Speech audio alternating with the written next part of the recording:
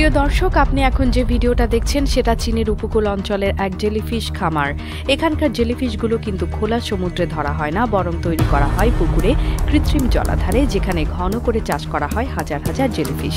পানিতে ভেসে থাকা এই নরম স্বচ্ছ প্রাণীগুলোকে অনেকে খাবার অযোগ্য ভাবলেও চীন দেখিয়ে দিচ্ছে কিভাবে এটাকে বানানো যায় কোটি টাকার ব্যবসা। চীনের উপকূলবর্তী এলাকাগুলোতে যেখানে সাগরের কাছাকাছি বিস্তৃত জমি আছে, সেখানেই বড় বড় জলাধার তৈরি করা হয়। এই জলাধারে চাষ করা হয় জেলিফিশ। এক একটা পুকুরে হাজার হাজার জেলিফিশ একসাথে বড় হয়। এর জন্য আলাদা কোনো মাছ ধরা নৌকা বা গভীর সমুদ্রে যাওয়ার দরকার হয় না। ফলে জ্বালানি খরচ কমে যায় এবং চাষ হয় একদম নিয়ন্ত্রিত পরিবেশে। জেলিফিশ চাষে শুরু হয় বিশেষ প্রজাতির ছোট জেলিফিশ দিয়ে।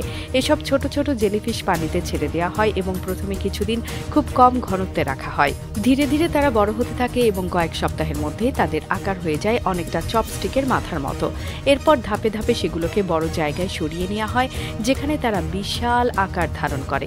এই মাছের একটা বিশেষ দিক হলো এরা কোনো হাড় বা দন্তযুক্ত প্রাণী না, পুরো দেহটাই পানি ও জেলি জাতীয় প্রোটিনে ভরপুর।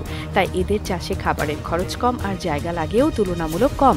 সাধারণত সামুদ্রিক শৈবালজাত খাদ্য, ছোট জলজ প্রাণী এবং প্রোটিন মিশ্রিত পাউডার ব্যবহার করেই এদের বড় করা হয়।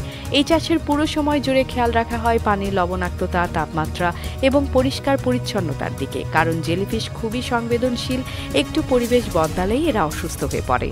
তাই প্রতিদিন পানির মান মেপে দেখা হয়, ফিল্টার সিস্টেম দিয়ে পানি পরিষ্কার করা হয় আর প্রয়োজনে ওষুধ ব্যবহার করে রোগ প্রতিরোধ করা হয়। যখন জেলিফিশগুলো বাজারজাত করার উপযুক্ত হয়, তখন সেগুলো ধরে নিয়ে যাওয়া হয় প্রসেসিং ইউনিটে। সেখানে শুরু হয় পরবর্তী ধাপ। প্রথমেই জেলিফিশের টেন্টাকল বা বাহুগুলো আলাদা করা হয়। তারপর মাংসের অংশ থেকে পানি বের করে তা প্রিজার্ভেশন উপযোগী করা হয়। চীনে সাধারণত জেলিফিশ কয়েকভাবে খাওয়া হয়। একটা হলো সল্টেড বা নোনতা করে রাখা, যেটা শুকনো অবস্থায় প্যাকেটজাত করা হয়। আরেকটা পদ্ধতিতে তা কেটে পাতলা করে ঠান্ডা পানিতে ভিজিয়ে রাখা হয়, যাতে লবণ বা সংরক্ষক উপাদান বের হয়ে যায়। এরপর সেটা সরাসরি স্যালাডে ব্যবহার করা হয় বা ভেজে খাওয়া হয়। এই জেলিফিশের স্বাস্থ্যগুণও কম না, এতে ফ্যাট থাকে একেবারেই কম, কিন্তু প্রোটিন থাকে প্রচুর। আবার এটা সহজে হজম হয়, শরীর ঠান্ডা রাখে এবং ত্বকের জন্য উপকারী হিসেবে ধরা হয়। এজন্য চীনের অনেক জায়গায় এই মাছকে বলা হয় বিউটি ফুড বা সৌন্দর্য বৃদ্ধির খাবার। চীনের এই জেলিফিশ এখন শুধু দেশের বাজারে সীমাবদ্ধ না, বরং রপ্তানি হয় জাপান, কোরিয়া, থাইল্যান্ড এবং ইউরোপ, আমেরিকাতেও। বিভিন্ন হোটেল, রেস্টুরেন্টে এই মাছ এখন এক্সক্লুসিভ খাবার হিসেবে বিক্রি হয়। এতে করে চাষিরা লাভবান হচ্ছে এবং চাষের আগ্রহ দিন দিন বাড়ছে। এই পুরো প্রক্রিয়াটাতে যেটা সবচেয়ে চমকপ্রদ, সেটা হলো জেলিফিশ ধরা নয়, বরং উৎপাদন। সমুদ্রের উপর নির্ভর না করে কৃত্রিম পরিবেশে তৈরি করা হচ্ছে এই মাছ এবং সেখান থেকেই আসছে লক্ষ লক্ষ ডলারের ইনকাম। প্রিয় দর্শক, এটা চীনের এক বিশাল আলু প্রসেসিং কারখানা, যেখানে প্রতিদিন হাজার হাজার কেজি আলু ধুয়ে, ছেঁকে, কেটে প্যাকেট করে বাজারে পাঠানো হয়। আলুর মতো একটা সাধারণ সবজি নিয়ে চীনারা যা করছে তা শুধু ব্যবসা না, একেবারে আধুনিক কৃষি প্রযুক্তির বড় উদাহরণ।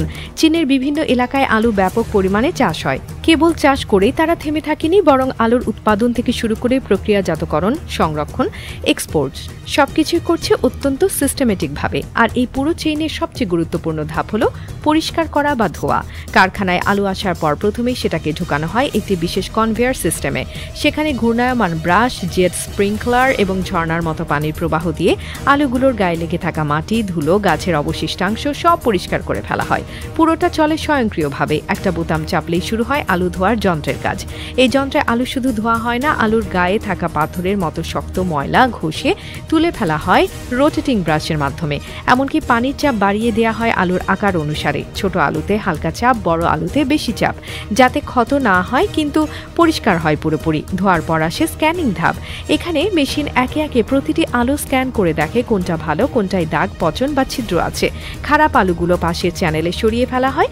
ভালো আলুগুলো যায় কাটা বা প্যাকেজিং ইউনিটে। আবার কিছু আলু সরাসরি বাজারে পাঠানো হয় কাঁচা অবস্থায়। আবার কিছু আলু কাটা হয় স্লাইস, কিউব বা ফ্রেঞ্চ ফ্রাই শেপে। কাটা আলুগুলো আবার ধুয়ে নেওয়া হয় স্টার্চ দূর করার জন্য, যাতে সেগুলো প্যাকেটের ভেতরে সাদা থাকে, কালচে না হয়। এরপর শুকানো হয় নির্দিষ্ট মেশিন, একবারে না, ধাপে ধাপে, যাতে আলুর ভেতরের পানিটা বের হয় কিন্তু মাংসটা শক্ত থেকে যায়। এই ফ্যাক্টরিতে আবার আলুর খোসাও নষ্ট হয় না। খোসাগুলো সংগ্রহ করে পাঠানো হয় পশু খাদ্য তৈরির ইউনিটে। আবার কিছু যায় জৈব সার তৈরির জন্য। পুরো চেইনে কোনো অংশ ফেলনা না, সবকিছুই কাজে লাগে। চীনের এই ধরনের কারখানাগুলোর আরেকটা বিশেষ দিক হলো তারা পুরো বিষয়টাকে রোবোটিক সিস্টেমে নিয়ে গেছে। মানে এখানে মানুষের হাতে ছোঁয়ার দরকার পড়ে না বললেই চলে। একদল মানুষ শুধু মনিটরিং করে আর বাকিটা করে স্মার্ট মেশিন, সেন্সর আর কম্পিউটার কম্পিউটার নিয়ন্ত্রিত হাত। এই আলু প্রক্রিয়াকরণ থেকে যে পণ্যগুলো তৈরি হয় সেগুলোর চাহিদা শুধু চীনে নয়, জাপান, কোরিয়া, ইউরোপ এমনকি আমেরিকায়ও ব্যাপকভাবে রপ্তানি হয়, কারণ এগুলোর গুণগত মান আন্তর্জাতিক মানে উন্নীত করা হয়েছে, যেটা একবার খেলে ক্রেতা বারবার ফিরে আসে। এই পুরো প্রসেসে চীনারা সবচেয়ে বেশি গুরুত্ব দেয় পরিষ্কার পরিচ্ছন্নতা আর মান বজায় রাখায়। একটা আলু কারখানায় দিনে 200 থেকে 500 টন পর্যন্ত আলু ধোয়া হয়। তার অর্ধেক যায় রপ্তানিতে, বাকি অংশ যায় স্থানীয় বাজার, স্কুল, হোটেল কিংবা ক্যাটারিং কোম্পানিগুলোতে। এখন ভাবুন, আমাদের দেশেও তো প্রচুর আলু উৎপন্ন হয়, বিশেষ করে রাজশাহী, ঠাকুরগাঁও, জয়পুরহাট, দিনাজপুর এসব জায়গায়। কিন্তু আমরা এখনো আলু বিক্রি করি শুধু খোলা বাজারে কাদা লাগানো অবস্থায় এবং প্রায়শই ন্যায্য দাম না পেয়ে ক্ষতির মুখে পড়ি।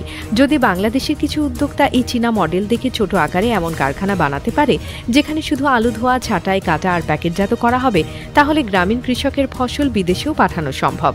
এই ধরনের ফ্যাক্টরির জন্য খুব বেশি জায়গা লাগে না। প্রথমে ছোট করে শুরু করে একটা ধাপ করে যোগ করা যায়। ধোয়া, স্ক্যানিং, কাটা, প্যাকিং। এখন অনলাইনেই পাওয়া যায় এসব যন্ত্রপাতি, যেটা আগে কল্পনাও করা যেত না। যারা নতুন কোনো ব্যবসা খুঁজছেন তারা চাইলে এটাকে টার্গেট করে এগোতে পারেন, কারণ খাদ্য প্রক্রিয়াজাত পণ্যের বাজার এখন সবচেয়ে বড় ও দ্রুত বর্ধনশীল সেক্টর। সরকার, কৃষি ব্যাংক, কৃষি মার্কেটিং দপ্তর সবাই চাইছে এমন উদ্যোগ বাস্তবায়ন হোক। ছাগলের দুধ আর ছাল দিয়ে বানানো হয় এই চিজ, তুরস্কের গোপন খাবার যা পৃথিবী জানেই না। আপনি যদি এই জিনিসটা প্রথমবার দেখেন তাহলে হয়তো ভাববেন এটা কি চামড়ার থলি। না ভাই, এটা হলো তুরস্কের বিখ্যাত টুলুম চিজ, একটা এমন খাবার যা কেবলমাত্র ছাগলের দুধ দিয়ে বানানো হয় এবং তা ছাগলের ছালেই রেখে পাকা করা হয়। শুনতে যতই অদ্ভুত লাগুক, এই প্রাচীন পদ্ধতির পেছনে আছে বহু বছরের খাবারের সংস্কৃতি এবং এক অবিশ্বাস্য স্বাদ যা আজও বিশ্বের অনেক মানুষ জানেই না। টুলুম চিজ বানানোর জন্য প্রথমে প্রয়োজন হয় একেবারে টাটকা ছাগলের দুধ। এই দুধ সংগ্রহের পর তা গরম করে, এরপর তাতে যোগ করা হয় প্রাকৃতিক জমাট বাঁধার উপাদান, যেন তা ধীরে ধীরে জমে যায়। যখন দুধ জমে গিয়ে দইয়ের মতো হয়ে যায় তখন তা কাপড়ে ছেঁকে নেওয়া হয়, যেন তরল অংশ আলাদা হয়ে যায়। এই কঠিন অংশটাই আসল চিজ, যেটাকে কার্ড বলে। এরপর আসে সবচেয়ে অদ্ভুত এবং ইউনিক অংশ। এই কার্ড বা চিজের কুচিগুলো শুকিয়ে ছাগলের ছালের ভেতরে ঢোকানো হয়। হ্যাঁ, একদম আসল ছাগলের চামড়া, যেটাকে আগে পরিষ্কার করে শুকিয়ে নেওয়া হয় এবং ব্যাগের মতো বানিয়ে নেওয়া হয়। সেই ব্যাগে চিজ ঢুকিয়ে মুখ বন্ধ করে রাখা হয়। এরপর শুরু হয় দীর্ঘ অপেক্ষা। এই চিজকে রেখে দেওয়া হয় গুহা বা ঠান্ডা পরিবেশে অন্তত 6 মাস। এই সময় ছাগলের ছাল থেকে এক ধরনের প্রাকৃতিক গন্ধ এবং আর্দ্রতা চিজে মিশে যায়, যেটা টুলুম চিজকে করে তোলে একেবারে ইউনিক।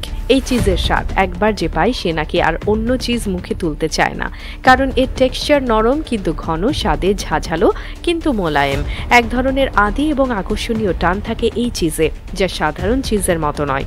অনেক নামকরা আন্তর্জাতিক রেস্টুরেন্ট, শেফ এবং চিজ ক্রিটিক এই টুলুম চিজকে বিশ্বের সেরা গোরমে চিজগুলোর একটিতে গণ্য করে। টুলুম চিজকে বলা হয় প্রাকৃতিক ফার্মেন্টেড চিজ, কারণ এতে কোনো কেমিক্যাল বা আর্টিফিশিয়াল সংরক্ষণকারী উপাদান থাকে না। ছাগলের ছাল নিজেই হয়ে ওঠে এক ধরনের সুরক্ষা, যেটা ভেতরের চিজকে বাইরের জীবাণু থেকে বাঁচায় এবং ধীরে ধীরে তার স্বাদ বাড়ায়। এই প্রক্রিয়া এতটাই নিখুঁত যে শত বছরের আগের মানুষও প্রায় একই পদ্ধতি ব্যবহার করত। তবে টুলুম চিজ বানানো খুব সহজ নয়। প্রতিটি ধাপে থাকতে হয় সতর্কতা, ধৈর্য এবং পরিচ্ছন্নতা। ছাগলের ছাল যদি ঠিকভাবে পরিষ্কার না করা হয় তাহলে চিজ নষ্ট হয়ে যেতে পারে। একইভাবে চিজ রাখার জায়গা যদি সঠিক তাপমাত্রা এবং আর্দ্রতায় না থাকে তবে স্বাদ এবং মানের ব্যত্যয় ঘটে। তাই যারা এই চিজ বানায় তারা এক প্রকার শিল্পী, আর এই পদ্ধতি যেন এক প্রকার ধর্মীয় নিষ্ঠায় পালন করেন। তুরস্কের স্থানীয় বাজারে এই চিজ পাওয়া গেলেও বাইরের দেশে একে রপ্তানি করতে পারা খুব একটা সহজ নয়, কারণ ছাগলের ছালে রাখা এই ফার্মেন্টেশন পদ্ধতি অনেক দেশে খাদ্য নিয়ন্ত্রণের নিয়মে পড়ে। তবুও এই চিজের প্রতি ভালোবাসা এবং চাহিদা এতটাই বেশি যে অনেক বিদেশি ক্রেতা বিশেষ অনুরোধে এই চিজ সংগ্রহ করে থাকেন। আরও একটা গুরুত্বপূর্ণ দিক হলো এই চিজ স্থানীয় মানুষের অর্থনীতির একটি বড় উৎস। ছাগলের দুধ থেকে চিজ তৈরি করে তারা সেটা বিক্রি করে জীবন চালায়। অনেকে আবার ছাগল পালন করে শুধুমাত্র এই চিজের জন্য। আর যেহেতু এটি এক ধরনের হস্তশিল্পের মতো, তাই প্রতি বছর পর্যটকেরা তুরস্কে গিয়ে এই চিজের আসল স্বাদ নিতে চায়। পৃথিবীর সবচেয়ে দ্রুত গতির প্রাণী হচ্ছে একটা পাখি, পেরেগ্রিন ফ্যালকন। এক ঝাঁপেই যে গতি ছুঁয়ে ফেলে 380 কিলোমিটার প্রতি ঘন্টা, এমনকি বুলেটের চেয়েও দ্রুত। আকাশে যখন সে ঝাঁপায় তখন সেটা শুধু শিকার নয়, সেটা এক ধ্বংসাত্মক নিখুঁত আঘাত। প্রকৃতির তৈরি এক জীবন্ত মিসাইল। পেরেগ্রিন ফ্যালকনকে বাংলায় অনেকে ডাকে বাজ বা শিকারি বাজ পাখি নামে। এর গড় দৈর্ঘ্য মাত্র 38 থেকে 56 সেন্টিমিটার, ওজন 1 কেজির নিচে। দেখতে একদম সাধারণ মনে হলেও এই পাখির শরীরের প্রতিটি অংশ তৈরি যেন গতির গতির জন্য। এর ডানা ছড়ানো, লম্বাটে গঠন, মাথার ঢালু নকশা আর সবচেয়ে গুরুত্বপূর্ণ তার হাওয়া কাটার দক্ষতা, সব মিলিয়ে এটি হয় আকাশের সবচেয়ে ভয়ঙ্কর শিকারী। পেরেগ্রিন যখন শিকার করে তখন সাধারণত খুব উচ্চতা থেকে নিচের দিকে ডাইভ দেয়। এই ডাইভই তাকে নিয়ে যায় সে অবিশ্বাস্য গতি 240 মাইল বা 385 কিলোমিটার প্রতি ঘন্টা পর্যন্ত। এই মুহূর্তে সে হয়ে যায় যেন এক তীক্ষ্ণ বর্ষা। সে নিচে থাকা শিকার, ছোট পাখি, কবুতর, এমনকি বড় পাখিকেও এক ঘায়ে মাটিতে ফেলে দিতে পারে। এই ডাইভ করতে গিয়ে তার শরীরের গঠন একেবারে বদলে যায়। ডানা জোড়া করে নেয়, পা গুটিয়ে ফেলে, মাথা নিচু করে এমনভাবে ফেলে দেয় নিজেকে যেন আকাশটাই তার রাস্তায় পরিণত হয়। বাতাসের চাপ সামলাতে তার নাকের মধ্যে থাকে বিশেষ সার্কুলার রিজ, যা বাতাসকে বাইপাস করে দেয়, ফলে সে শ্বাস নিতে পারে আর নিয়ন্ত্রণও হারায় না। এই গতি ও শিকারের দক্ষতার জন্যই বহু দেশের সামরিক প্রতীক বা বিমান বাহিনীর চিহ্নে থাকে ফ্যালকনের ছবি, কারণ এটি প্রকৃতির নিখুঁত লক্ষ্যভেদী অস্ত্র। শুধু গতি নয়, ফ্যালকনের দৃষ্টিশক্তি এতটাই উন্নত যে সে 3 কিলোমিটার দূর থেকে 1 সেন্টিমিটার সাইজের শিকারকে দেখতে পায়, আর যখন আঘাত হানে তখন তার থাবা ও ঠোঁট একসাথে ব্যবহার করে, একদম ঝটকায় ঘাড় মচকে ফেলে। ফ্যালকনের এক বিস্ময়কর বৈশিষ্ট্য হলো এরা আজও শহরে টিকে আছে। হ্যাঁ, আপনি ভুল শোনেননি, বড় বড় শহরের উঁচু বিল্ডিং, টাওয়ার, ব্রিজে এরা বাসা বানায়, কারণ সেটা অনেকটা প্রাকৃতিক পর্বতের মতো। আমেরিকা, নিউ ইয়র্ক, লন্ডনের টাওয়ার ব্রিজ, এমনকি ঢাকাতেও মাঝে মাঝে এদের দেখা মেলে। পৃথিবীতে পেরেগ্রিন ফ্যালকনের 19টি সাব স্পিসিস পাওয়া যায়, যেগুলো প্রায় সব মহাদেশেই থাকে, উত্তর মেরু থেকে শুরু করে মরুভূমি পর্যন্ত। কিন্তু 1950 থেকে 60-এর দশকে এই পাখি প্রায় বিলুপ্ত হয়ে গিয়েছিল পেস্টিসাইডের কারণে। পরে বহু দেশে সংরক্ষণ প্রকল্প চালানো হয়। আজকে তারা ফিরে এসেছে আরও শক্তি নিয়ে, আরও গতি নিয়ে।